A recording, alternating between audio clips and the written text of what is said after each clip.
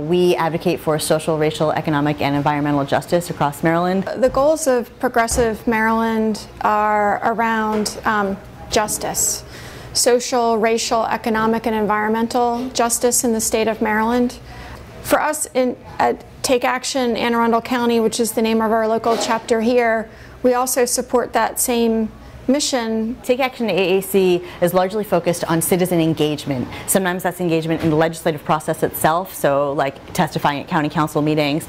There was an anti-hate resolution being introduced by Councilman Pete Smith, and we had a law professor come and talk to us about what we can and can't do at the county council meetings, because historically there had been some issues in previous county council meetings when people tried to speak up specifically about one of the council members who had previously been associated with the League of the South, which is a known racist group and a hate group.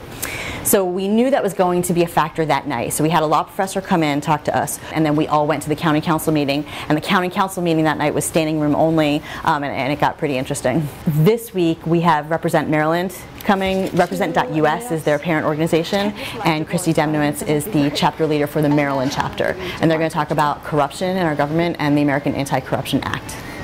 First thing I want to do is get people to sort of brainstorm and think about what corruption is to them. What is corruption? So there's so many things that go into this definition of political corruption that it's really a hard thing to sort of understand. And once you start diving into it, you just realize how sort of, for lack of a better phrase, how deep the rabbit hole goes with this stuff. Things like the nepotism plays into that, dark money plays into that. There's something called lobbyist bundling, where lobbyists from one industry will all bundle their money together to get one candidate elected because they know that candidate will then play ball with them. And then there's also things like the super PACs, which are not supposed to collude with candidates, but they absolutely do. And so that all goes into fundraising. So even though a candidate can only get a maximum of either $2,700 or $6,000, depending on what they're running for, the super PACs don't have a maximum, and then they can do all of the newspaper ads, TV ads, social media ads, on behalf of the candidate.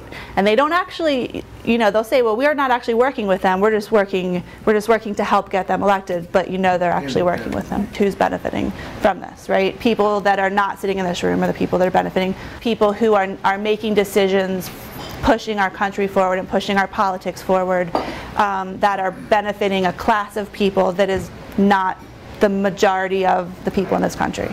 People who have access to things that we do not have access to as average citizens. And the reason that they have that access is because they have the money. It's also through the nepotism, it's through the different connections and things like that. So what we're trying to do is level the playing field so that we can then have a stronger voice and a lot more time to work together and build a network of people that can counter all those other things. So that's what I want to talk about tonight. Is actually, so most people agree that this is an issue, right? There's people in this country who are making decisions to benefit a class of people, and most of us average people don't belong to that class of people.